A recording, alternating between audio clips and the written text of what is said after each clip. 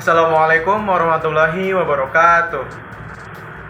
Bersama dengan kelompok 4, kami akan membahas tentang mengelola perdagangan eceran, grosir, dan logistik. Perkenalkan, nama saya Anna dari kelompok 4 di ruang 409. Halo, perkenalkan nama saya Tika Sofarina dari ruangan 409. Perkenalkan, nama saya Muhammad Alfian Arianto, ruang 409. Perkenalkan, nama saya Irni Solihah. Nama saya Nurwanisa dari kelompok 4, ruang 409. Perkenalkan, nama saya Rahmawati Aprilia. Mengelola perdagangan eceran, grosir, dan juga logistik. Sebelum itu, saya akan menyampaikan ada 4 pembahasan yang nanti akan disampaikan oleh masing-masing pemateri, yaitu yang pertama ada perdagangan eceran, yang kedua tingkat layanan, dan yang ketiga ada perdagangan grosir, dan yang keempat adalah logistik. Yang pertama kami bahas yaitu tentang perdagangan eceran. Pengecer atau pedagang eceran merupakan perdagangan yang langsung disalurkan kepada konsumen untuk memenuhi kebutuhan pribadi, keluarga ataupun rumah tangga yang langsung dikonsumsi dan tidak untuk diperjualbelikan kembali. Contohnya seperti ada toko yang mengambil barang dari tempat pengambilan produk-produknya atau penyuplainya dengan jumlah yang banyak, dan kemudian di toko tersebut dijual secara eceran atau secara satuan, yang kemudian konsumen membeli barang tersebut atau produk tersebut dengan harga satuan untuk dikonsumsi dan tidak untuk diperjualbelikan kembali. Kemudian ada jenis-jenis penjualan eceran, yaitu yang pertama ada toko khusus. Toko khusus di sini lini produk dijual dengan sempit dengan berbagai pilihan yang sama. Contohnya seperti toko sepatu, toko bunga, ataupun toko perlengkapan olahraga dan lain-lain. Kemudian ada toko serba ada. Di sini menyediakan beberapa lini produk seperti pakaian, makanan, dan kebutuhan rumah tangga lainnya. Biasanya tiap lini tersebut beroperasi sebagai departemen tersendiri yang dikelola oleh pembeli khusus atau pedagang khusus. Kemudian ada toko swalayan, yaitu dirancang untuk menyediakan berbagai kebutuhan masyarakat seperti makanan dan produk-produk perawatan rumah. Dan kemudian ada toko kenyamanan, toko diskon, pengeceran, dan toko super. Lingkungan eceran baru.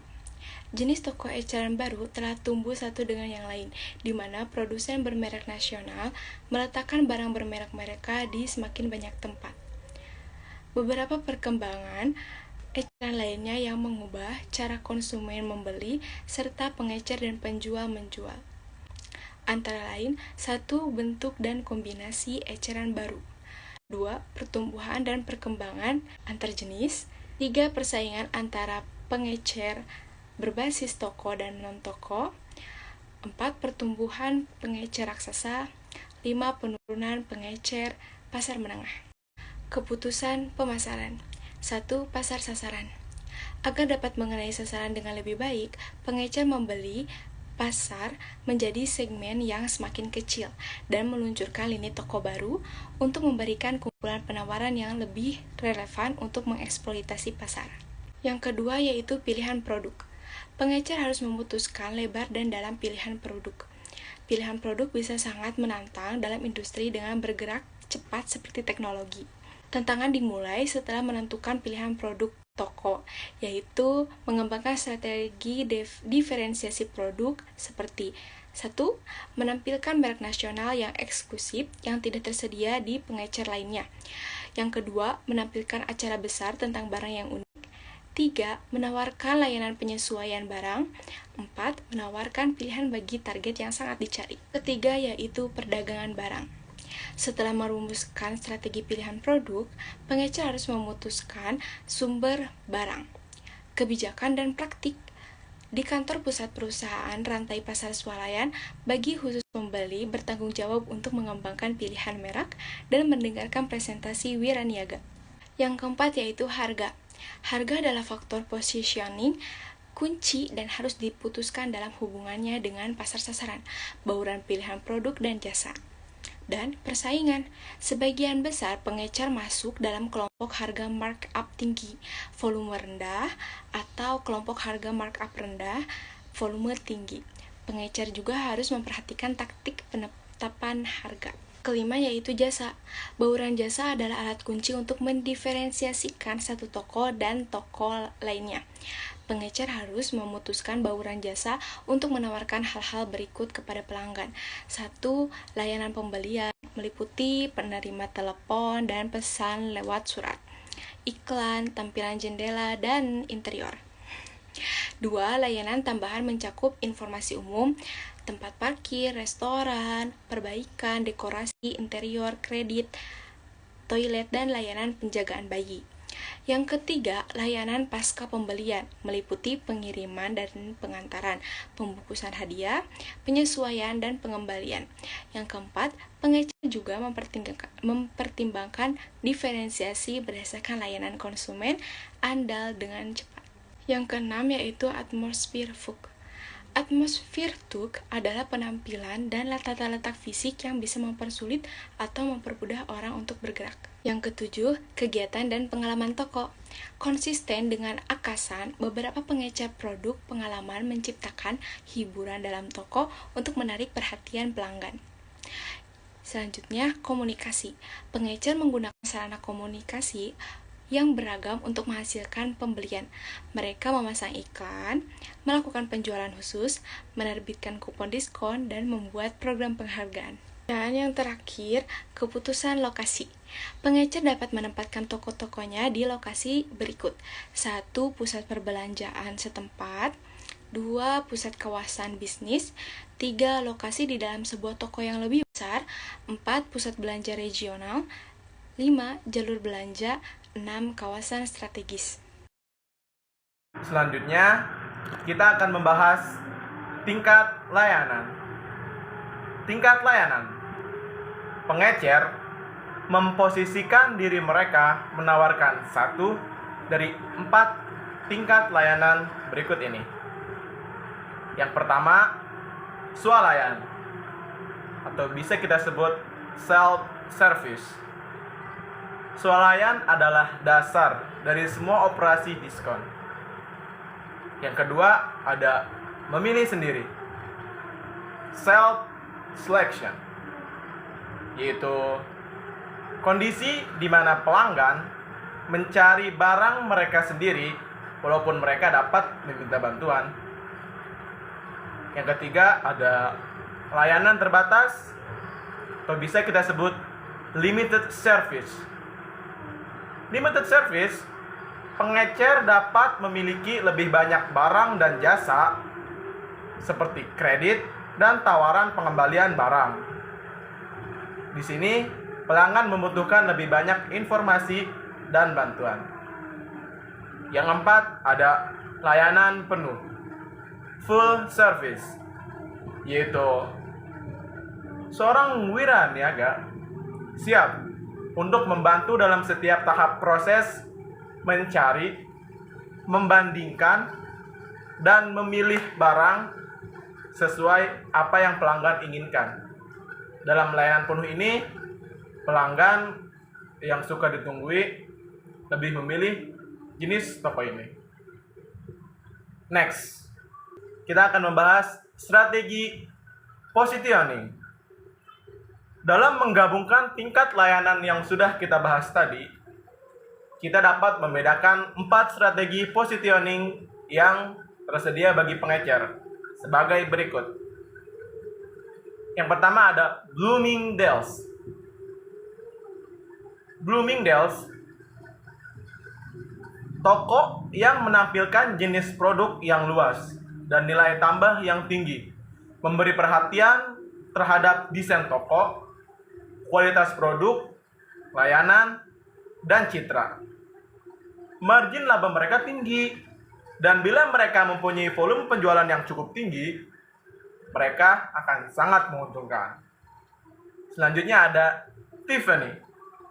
Tiffany yaitu toko yang menampilkan jenis produk yang terbatas dan nilai tambah yang tinggi, melestarikan citra eksklusif dan beroperasi dengan margin yang tinggi dan volume yang rendah. Yang ketiga ada Sunglass Hut, yaitu toko yang menampilkan lini yang sempit dan nilai tambah yang rendah sehingga biaya dan harga tetap rendah dengan cara mensentralisasi pembelian barang, iklan, dan distribusi. Selanjutnya ada Walmart. Walmart yaitu toko yang menampilkan lini yang luas dan nilai tambah yang rendah, berfokus pada menjaga harga tetap rendah, serta memiliki citra sebagai tempat melakukan pembelian yang baik. Volume yang tinggi mengimbangi margin yang rendah. Next.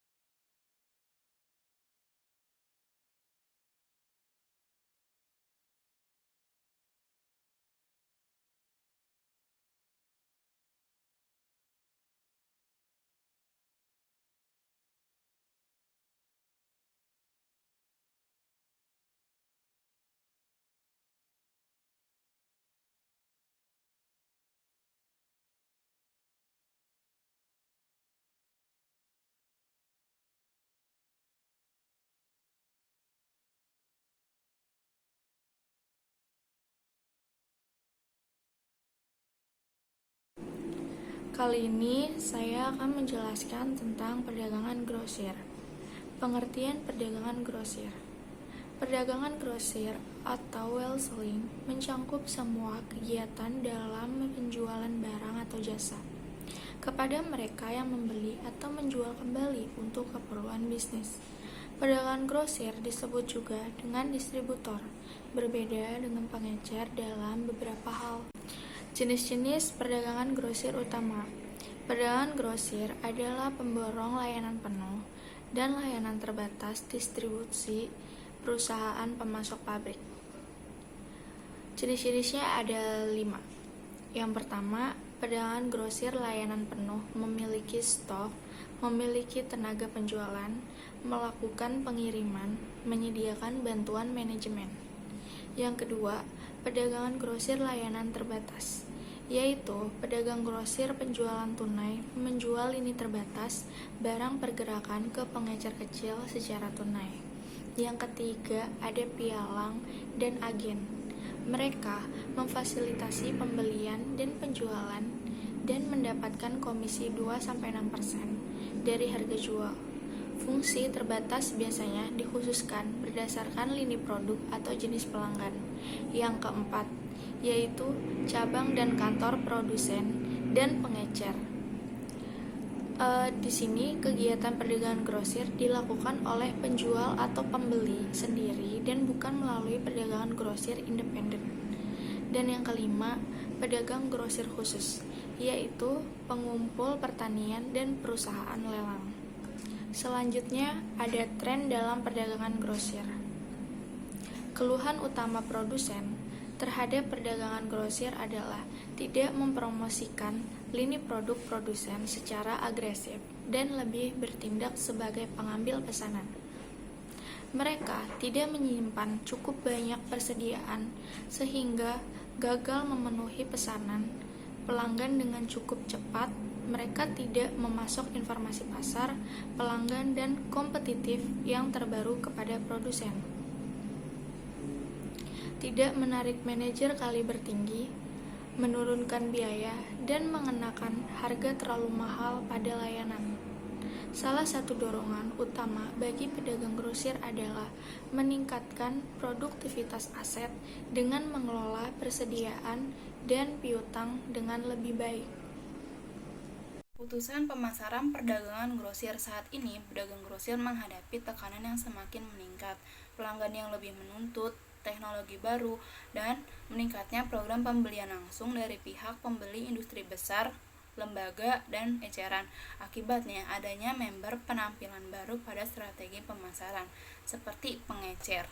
Keputusan pemasaran pedagang grosir meliputi pemilihan pasar, sasaran, position, dan bauran pemasaran, pilihan dan pelayanan produk, harga, promosi, dan tempat.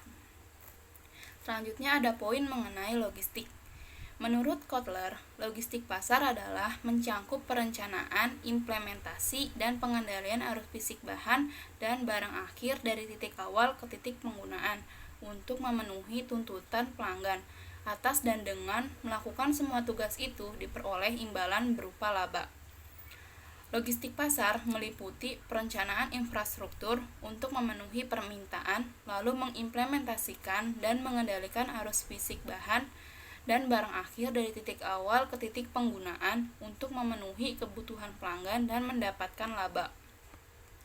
Selanjutnya, tahap perencanaan logistik pasar. Perencanaan logistik pasar mempunyai 4 tahapan. Yang pertama, memutuskan posisi nilai perusahaan bagi pelanggan. Yang kedua, memutuskan rancangan saluran strategi jaringan terbaik untuk menjangkau pelanggan.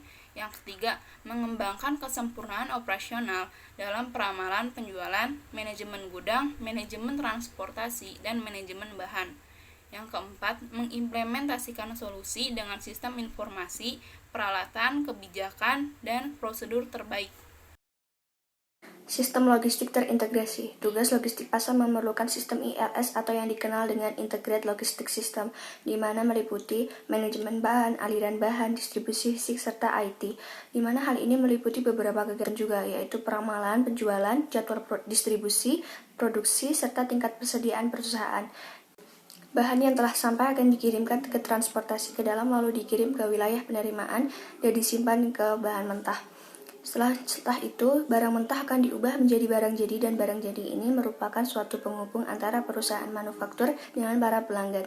Setelah itu, karena pelanggan meminta atau membeli, maka persediaan akan menipis dan perusahaan manufaktur akan meningkatkannya. Barang yang telah jadi akan melewati lini perakitan dan dikemas, lalu dikirim ke gudang pabrik. Dari gudang pabrik akan melalui proses gudang pabrik juga, lalu akan dikirim kepada gudang pabrik luar dan akan dikirim kepada pelanggan. Adapun tujuan logistik pasar yaitu menempatkan barang yang tepat di tempat yang tepat pada saat yang tepat dengan biaya terendah. Namun hal ini kurang sedikit efektif karena bukannya memaksimalkan layanan pelanggan, namun tidak. Biaya logistik pasar biasanya berinteraksi dengan hal negatif.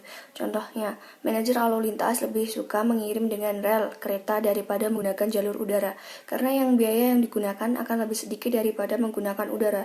Namun kelemahannya yaitu akan adanya keterlambatan dalam pengiriman karena prosesnya yang sangat panjang, dan pastinya pelanggan akan menjadi kecewa dan memilih tempat lain dengan pelayanan yang lebih cepat dan tepat waktu. Berdasarkan tujuan logistik pasar, seharusnya perusahaan dapat merancang sebuah sistem di mana sistem itu dapat meminimalkan biaya-biaya untuk mencapai tujuan-tujuan tersebut. Karena hal ini, logistik pasar itu harus memerlukan trade-off yang kuat di mana manajer harus mengetahui apa yang diinginkan pelanggan, apa yang diperlukan pelanggan dengan menggunakan total system.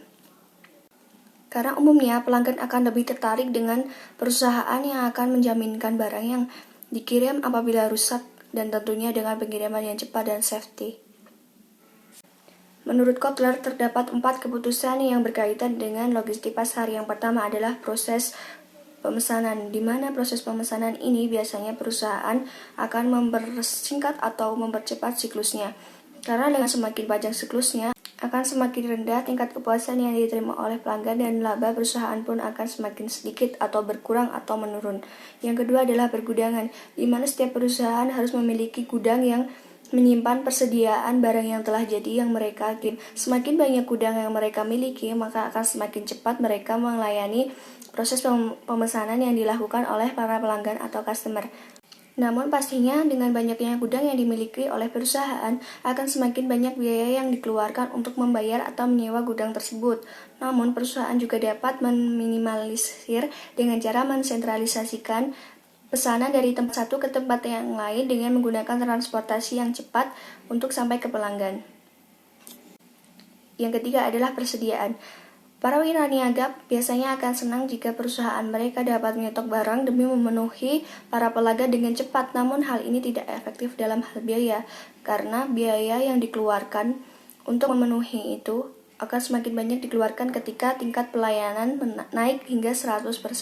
Maka dari itu manajemen juga harus tahu berapa banyak penjualan, berapa banyak laba yang dihasilkan demi memenuhi kebutuhan mereka. Hal ini juga memerlukan dalam pengambilan keputusan, bahwa di mana manajemen juga harus mengetahui berapa banyak dan kapan barang yang akan dipesan oleh pelanggan. Dan di titik ini disebut dengan titik pesanan. Dan yang keempat adalah transportasi atau pengangkutan. Dalam hal ini perusahaan harus mempertimbangkan jenis transportasi apa yang akan digunakan dalam memenuhi pesanan yang diminta oleh pelanggan. Dan perusahaan harus menilai dalam kehandalan, kelincahan, ketepatan waktu untuk pelanggan. Menentukan kuantitas pesanan optimal. Yang pertama adalah transportasi atau pengangkutan. Dalam hal ini, tingkat kepuasan pelanggan akan mempengaruhi citra baik buruknya suatu perusahaan. Karena dengan transportasi yang cepat, baik, dan tentunya dengan kecepatan dan ketepatan waktu yang baik, serta dengan safety atau keamanan yang dijaminkan, maka tingkat kepuasan pelanggan akan meningkat. Perusahaan dapat memilih 5 jenis transportasi yang digunakan dalam pengiriman barang. Dan yang kedua adalah pelajaran organisasional. Dalam hal ini, perusahaan harus menjalin relasi yang kuat dengan cara hubungan elektronik kepada perusahaan lain atau pihak-pihak lain yang berkaitan atau berkepentingan. Biasanya perusahaan akan menciptakan suatu sistem yang berbeda dengan perusahaan lain, sehingga mereka akan menciptakan suatu ciri khas tersendiri di mata konsumen. Konsumen biasanya lebih suka dengan siklus pendek daripada siklus panjang untuk bertransaksi, karena itu akan lebih mudah dan menciptakan suatu kepuasan tersendiri bagi mereka. Perusahaan juga suka dengan menawarkan barang yang mereka miliki kepada konsumen seperti keinginan konsumen, kebutuhan konsumen. Misalnya mereka menawarkan dengan berbagai layanan yang mereka miliki dengan berbagai paket yang ada.